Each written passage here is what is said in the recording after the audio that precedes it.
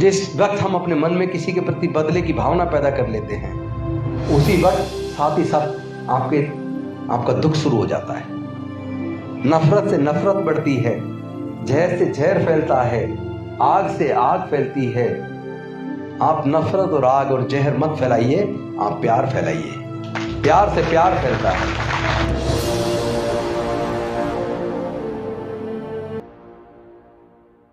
कोई छोटा या बड़ा नहीं होता। जैसा हम देखते हैं अपने धर्मशास्त्रों में 4 वर्ण, हजारों जातियां, और फिर उन जातियों को वर्ण के हिसाब से किसको क्या करना है, किसको क्या नहीं करना है, ये तय कर देना, ये मुझे नहीं लगता किसी को आज के समय में स्वीकार होगा, होना भी नहीं चाहिए। अगर कोई इस पेशे से जुड़ा है, नाई के पेशे से, वैसे मैं तो इसको जब व्याख्या करता हूं नाई समाज की, तो मैं उसको न्यायी समाज बोलता हूं। न्याय करने वाला, वो जब हेयर कट करता है तो अन्याय नहीं करता, उसकी कोशिश होती है वो और ज्यादा बेहतर तरीके से उसको सुंदर बनाए, खूबसूरत बनाए।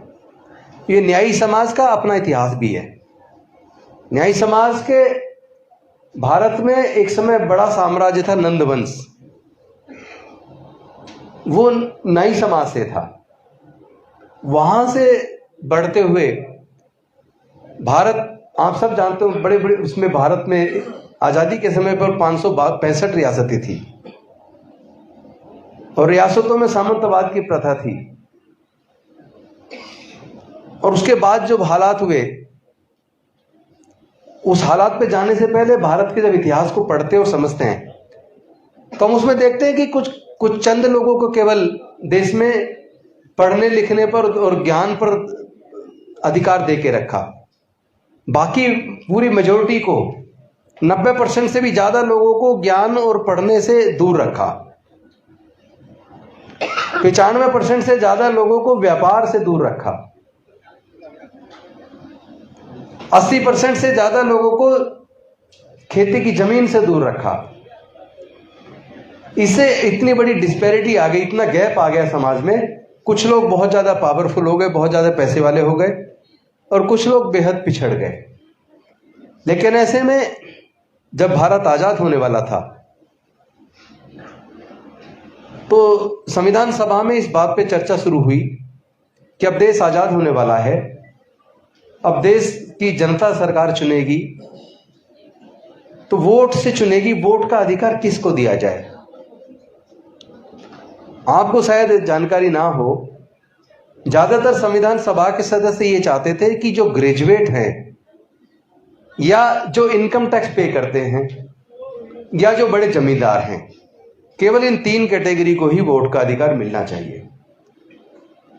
डॉक्टर बाबा साहेब अम्बेडकर जी ने सोचा कि हमारे देश में ऐसी सामाजिक व्यवस्था थी जिसमें केवल 5% लोगों को ही पढ़ने का अधिकार था, 5% लोगों को ही ज्ञान का अधिकार था, तो बाकी 95% लोगों में तो ग्रेजुएट नहीं बन सकते, क्योंकि उन्हें पढ़ने का ही अधिकार नहीं था। दूसरी कैटेगरी थी कि जो इनकम टैक्स पे करते हैं, तो देश में 95% लोगों को तो व्यापार करने की इजाजत ही नहीं थी। इसका मतलब उनको भी वोट का अधिकार नहीं मिलना था, क्योंकि वो इनकम टैक्स पे ही तो वो बनेगा जिसको बहुत बड़ी इनकम होगी, इनकम व्यापार से होगी, और व्यापार 5% लोगों तक सीमित था।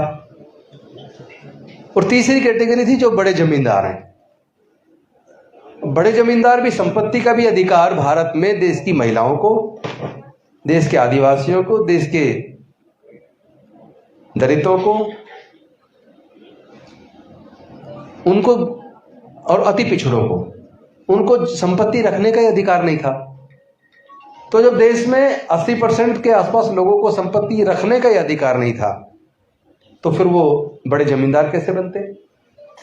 इसका मतलब ये हुआ कि भारत में संविधान सभा के उन सदस्यों की जो ये सोच थी, अगर डॉक्टर बाबा साहेब अम्बेडकर उनकी सोच को मान लेते, तो भारत में केवल 5% लोगों को वोट डालने का अधिकार मिलता, क्योंकि केवल 5% लोग ही उस श्रेणी में आते जो ग्रेजुएट हों, या इनकम टैक्स पेई हों, या बड़े जमींदार हों। तो अगर केवल 5% लोगों को वोट डालने का अधिकार मिलता, तो देश में 95% लोग जिनको वोट का अधिकार नहीं मिलना था, जो सरकार चुनने में भागीदारी नहीं निभाते, सरकार जो चुन के आती उन 5% लोगों की वोट से, वो सरकारें केवल उन 5% लोगों के लिए काम करती, बाकी के 95% बेहद पिछड़ जाते, उनके बारे में कोई सोचने वाला और करने वाला नहीं होता। लेकिन हम सबको धन्यवाद करना चाहिए डॉक्टर बाबा साहेब अम्बेडकर जी का, जो संविधान सभा में अड़ गए और अपनी बात को उन्होंने बड़ी अपनी बुद्धि और विवेक से, अपने चातुर्य से, अपनी काबिलियत से उन्होंने पूरी संविधान सभा को इस बात को मानने के लिए मजबूर कर दिया कि भारत में रहने वाले सभी लोग, किसी भी जाति, किसी भी धर्म के, किसी भी काम को करने वाले, अमीर हो या गरीब हो, पढ़े लिखे हो या अनपढ़ हो, सबको समान रूप से वोट का अधिकार मिलेगा। और वो उन्होंने दिलवाया। उसका नतीजा यह हुआ कि कोई भी सरकार हो, उसे चुनना है, कोई भी पार्टी हो जो चुनाव में जाती है, सबके पास जाती है, वरना तो फिर वो उन 5% लोगों के लिए जाती, फिर तो हमारे लिए कोई स्कूल अस्पताल भी ना बनते। तो आज अगर सरकार ये सोच रही है कि केस क्लब बोर्ड बनना चाहिए और इस पेशे से जुड़े लोगों को आज के हिसाब से टेक्नोलॉजी से अवगत कराना चाहिए, उनको ट्रेनिंग देनी चाहिए, उनको फाइनेंशियल असिस्टेंस देके अपना रोजगार शुरू करने का अवसर देना चाहिए, फिर कोई नहीं देता, क्योंकि सरकार तो फिर उनकी तरफ देखती है जो उनको वोट देता है। तो ये वोट के अधिकार की खूबसूरती है, हमारे भारत के संविधान की खूबसूरती है, जिसने सभी लोगों को निष्पक्ष रूप से सबको मौलिक अधिकार दिए, सबको समानता के साथ आगे बढ़ने का अवसर बनाया।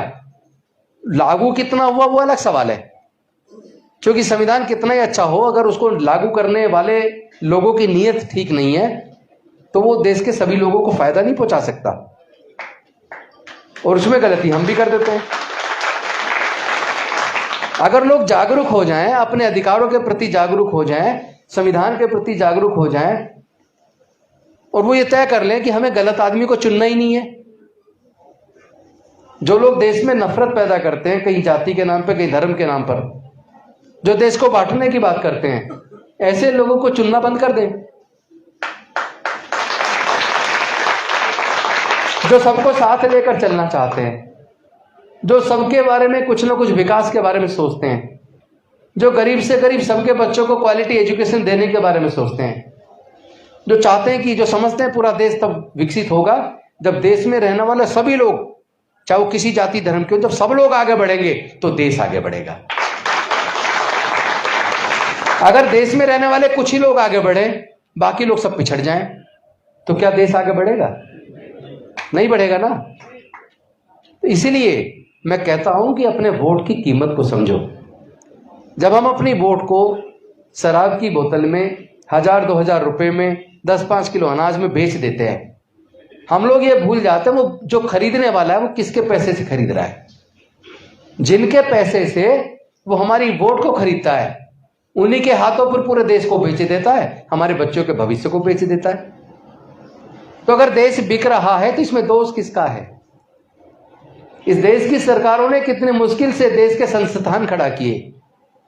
देश की सरकारों ने IIT बनाए, IIM बनाए, कॉलेज खोले, मेडिकल कॉलेज खोले, दूसरे कॉलेज खोले, स्कूल खोले, अस्पताल खोले, रेलवेज बनाया, एयर इंडिया बनाया, एयरपोर्ट्स बनाए, रेलवे स्टेशन बनाए, पेट्रोलियम कंपनियां बनाई, गैस कंपनियां बनाई, बैंक सेक्टर बनाया, इंश्योरेंस कंपनियां बनाई, और एक आज बैंक बिक रहे हैं, इंश्योरेंस कंपनियां बिक रही हैं, रेलवे बिक रहा है, एयर इंडिया बिक गया, एयरपोर्ट बिक गए, गैस कंपनी बिक गई, पेट्रोलियम कंपनी बिक गई, सब कुछ देश का बिक रहा है। और इसमें बिकने का बहुत बड़ा कारण यह है, हम लोग जागरूक नहीं हैं। अगर कोई बेचने वाला जो हमारे बच्चों के सपनों को बेच रहा है, हमारे बच्चों के भविष्य को बेच रहा है, फिर ऐसे लोगों को हम क्यों चुन लेते हैं? हम धर्म के नाम पे अंधे क्यों हो जाते हैं? हम धर्म के नाम पे अंधे होकर ये क्यों भूल जाते हैं कि धर्म के नाम पर जब किसी को मारा जाता है, मरता इंसान है, नुकसान पूरे देश का होता है, शांति भंग पूरे देश की होती है।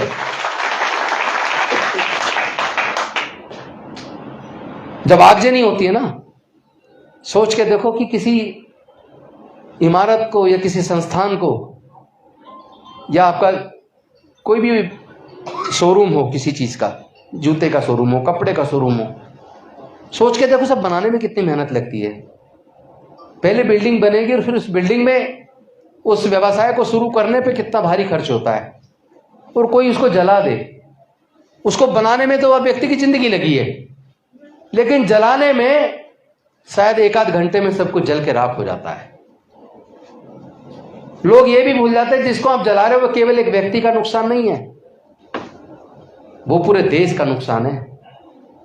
उसमें कुछ लोगों को रोजगार भी मिला होगा, एक व्यक्ति की पूरी संपत्ति खत्म हो गई, उसमें काम करने वाले लोगों की नौकरियां चली गई। और ये जो संपदा है ये पूरे देश की है ना, संपदा तो देश की जली। शांति भंग किसी एक व्यक्ति की नहीं, शांति तो पूरे देश की भंग हो जाती है। और जिस देश में अशांति होती है, जिस देश में दंगे होते हैं, जिस देश में जाति और धर्म के नाम पर समाज बंट जाता है, वो देश पीछे रह जाते हैं, आगे नहीं जाते। आपके सामने एग्जाम्पल है, आप पाकिस्तान देख लो, अफगानिस्तान देख लो, इराक देख लो, लेबनान देखो, सीरिया देख लो। जहां जहां कट्टरपन बढ़ा है, जहां जहां आपस में मारकाट मची है, जहां जहां लोगों में नफरत का माहौल बढ़ा है, जहां जहां इंसानियत शर्मसार हुई है, इंसानियत खत्म हुई है, वो सारे देश बर्बाद हो गए हैं। तो मैं ऐसे लोगों से कह देना चाहता हूं जो भारत को बर्बाद करने में लगे हैं, जो भारत को जाति और धर्म के नाम पर बांटने में लगे हैं, जो भारत को तोड़ने में लगे हैं, जो कुछ अमीरों को बहुत अमीर बनाते जा रहे हैं, देश में रहने वाले बाकी सब लोगों को गरीब बनाते जा रहे हैं, वो एक व्यक्ति को नहीं, वो पूरे देश को बर्बाद कर रहे हैं। वो हमारे पूरे युवाओं की नस्ल को बर्बाद कर रहे हैं। तो हमें अच्छे और बुरे का ज्ञान और अंतर करना आना चाहिए। हमें देखना चाहिए कौन अच्छा है कौन बुरा है। अच्छे करने वाले की और बुरे करने वाले की जाति और धर्म नहीं ढूंढना चाहिए। हमें व्यक्ति की बुराइयों से घृणा करनी चाहिए, व्यक्ति से नहीं।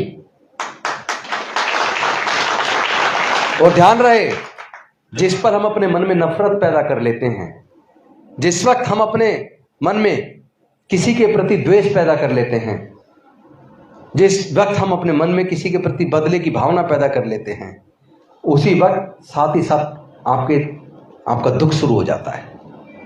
नफरत से नफरत बढ़ती है, जहर से जहर फैलता है, आग से आग फैलती है। आप नफरत और आग और जहर मत फैलाइए, आप प्यार फैलाइए। प्यार से प्यार फैलता है। इंसानियत से बड़ी कोई चीज नहीं है। और हमारे देश में तथागत बुद्ध पैदा हुए, जिन्होंने समता, स्वतंत्रता, बंधुता और न्याय का मार्ग दिया, जिन्होंने प्रज्ञा का मार्ग दिया, जिन्होंने सील का मार्ग दिया, जिन्होंने करुणा का मार्ग दिया। और भारत से वो मार्ग विदेशों में गया, पूरी दुनिया ने अपना लिया और भारत में खत्म हो गया। लेकिन जिस वक्त भारत में बुद्ध के धम्म को मानने वाले लोग, पूरा भारत बौद्ध में था और 7 देश तब भारत का हिस्सा हुआ करते थे, लेके म्यांमार से बांग्लादेश, भारत, नेपाल, तिब्बत, पाकिस्तान, अफगानिस्तान, इराक तक, ईरान या इराक तक, वहां तक पूरा भारत बौद्ध में था। और जब भारत बौद्ध में था तब वो समता, स्वतंत्रता, बंधुता और न्याय पर आधारित व्यवस्था तेजी से फल फूल रही थी। तब भारत दुनिया में विश्व गुरु था। आपने सुना होगा भारत सोने की चिड़िया थी। तब भारत सोने की चिड़िया थी। तो सोने की चिड़िया चली कहां गई? कोई कहते हैं जी लूट के ले गए विदेशी। भाई गुलाम वंश तो लगभग 1200-1100 ईस्वा उसके आसपास आया। उसके बाद तुगलक वंश, खिलजी वंश, लोधी वंश, फिर मुगल आए, फिर अंग्रेज आए। लेकिन ये जाति और धर्म का जो, ये तो पहले ही फैला दिया। धर्म तो चलो धर्म का बाद में फैला, क्योंकि दुनिया को सिख धर्म 550 साल पहले मिला है, दुनिया को इस्लाम 1400 साल पहले मिला है, दुनिया को ईसाई धर्म 2000 साल पहले मिला है, दुनिया का बौद्ध धर्म 2550 साल 2600 साल पहले मिला है, और दुनिया को जैन धर्म भी लगभग 2500-2600 साल पहले मिला है। तो इससे पहले दुनिया में धर्म तो नहीं था ना। और जातियां केवल भारत में, पूरी दुनिया में नहीं है। ये भी सोचना बहुत जरूरी है, जाति किसने बनाई और जाति के बनने से किसको फायदा हुआ, किसको नुकसान हुआ। जिनको जाति के होने से नुकसान हो उन्हें जाति छोड़ देनी चाहिए।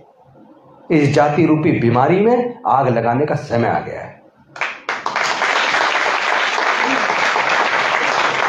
तो मैं आपसे निवेदन करूंगा, आप लोग इंसान बनो, अच्छे इंसान बनो, आप लोग भारतवासी बनो। अपनी पहचान इस तरह मत बताओ मैं हिंदू हूं, मैं मुसलमान हूं, या मैं दलित हूं, या मैं ब्राह्मण हूं। आप बताओ अपनी पहचान, मैं भारतीय हूं। और कर्म ऐसे करो, व्यवहार ऐसा करो, आचरण आपका ऐसा होना चाहिए, दूसरे लोग कहें यार ये इंसान बहुत अच्छा है। मैं समझता हूं तभी भारत फिर से गौरवशाली राष्ट्र बनेगा, तभी भारत फिर से मजबूत बनेगा, तभी भारत एकजुट होगा। जब भारत से जाति और धर्म के ऊपर जो नफरत फैल रही है वो बंद हो जाएगी, तब कहीं जाके भारत का गौरव वापस लौटेगा। वही गौरव जिसमें सबके लिए समता, स्वतंत्रता, बंधुता, न्याय होगा, करुणा होगी, प्रज्ञा होगी। और ये धर्म जो सील पे आधारित है, सील कितना खूबसूरत है। हर आदमी अपने जीवन में अगर सीलों का पालन कर ले, पंचशील का, पंचशील में क्या है, मैं हिंसा नहीं करूंगा, मैं चोरी नहीं करूंगा, मैं किसी का जबरदस्ती सामान नहीं छीनूंगा, मैं व्यभिचार नहीं करूंगा, मतलब अपनी पत्नी से अलग मैं कोई किसी दूसरे से कोई संबंध अवैध बनाऊंगा ही नहीं, मैं किसी भी प्रकार का नशा नहीं करूंगा, मैं झूठ नहीं बोलूंगा, चुगली नहीं करूंगा। अगर ये 5 बातें सभी मान लें, कोई भी आदमी बहुत ही अच्छा इंसान बन सकता है। नशा नहीं करेगा तो पैसे बचेंगे, अपने बच्चों के काम आएंगे। नशा करेगा तो पैसे भी गलत जगह खर्च होंगे, शरीर में बीमारियां भी लगेंगी। और कई बार आप देखते हो जवानी में ही बंदे की डेथ होगी, क्या हुआ था, सारा बहुत पीता था, लीवर खराब हो गया, उसके बाद उसके बच्चे परेशान। तो ऐसी चीज जिससे आपका नुकसान हो, व्यक्ति शारीरिक नुकसान, आपके परिवार का नुकसान, आपके समाज का नुकसान और पूरे देश का नुकसान। हम इस पूरे देश के इस नुकसान से, व्यक्तिगत नुकसान से भी, पारिवारिक नुकसान से भी, समाज के नुकसान से भी, देश के नुकसान से भी बच सकते हैं, बशर्ते कि हम अपने अंदर सीलों का पालन करें और अच्छा आचरण रखें और सबके लिए अपने मन में अच्छी भावना रखें। हम सबके मंगल कामना रखें, सबके भले के बारे में सोचें। जब मैं सबका भला करूंगा तो मुझे अपने बारे में सोचने की जरूरत है, मेरा भला तो अपने आप हो जाएगा। इन्हीं शब्दों के साथ मैं अपने बार एसोसिएशन के साथी सलमानी जी, नाजिम जी, सैन जी और जितने साथी हैं, सबका एक एक नाम क्या लूँ, आप सबको बधाई देता हूँ। बहुत अच्छा काम कर रहे हो और मैं भी आपकी टीम का हिस्सा हूँ। मैं आपकी टीम का हिस्सा हूँ। आपके साथ मिलके मैं भी इस अच्छे काम में अपनी भागीदारी सुनिश्चित करना चाहता हूँ। मिलके एक ऐसा भारत बनाएंगे, प्रबुद्ध भारत बनाएंगे, जहाँ कोई नफरत का माहौल ना हो। बहुत बहुत धन्यवाद। जय हिंद, जय भीम, जय भारत। बहुत बहुत थैंक यू। मैं तहे दिल से आप सभी